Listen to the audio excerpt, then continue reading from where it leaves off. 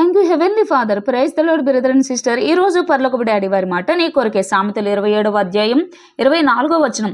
ధనము శాశ్వతము కాదు, కిరీటము తరతరములు ఉండునా. ఎస్, మన అవసరాలకు బ్రతకడానికి ధనం కావాలి. కానీ నేటి కాలంలో కొందరు అశాశ్వతమైన అస్థిరమైన వాటి కొరకు లోకములో వారి కనులకు చెవులకు ఏవి కనిపిస్తే వినిపిస్తే వాటినే పొందుకొనుటకు విసుగు విరామం లేకుండా పనిచేస్తూ ఉన్నారు.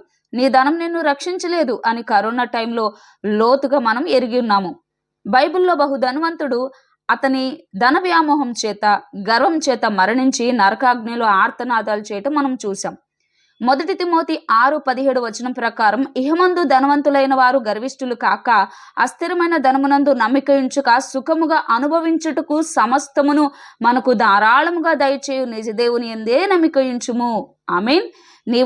నీకు ఆయుష్ ఆరోగ్యం ఉండగానే శాశ్వతమైన స్థిరమైనవేవో అన్వేషించు.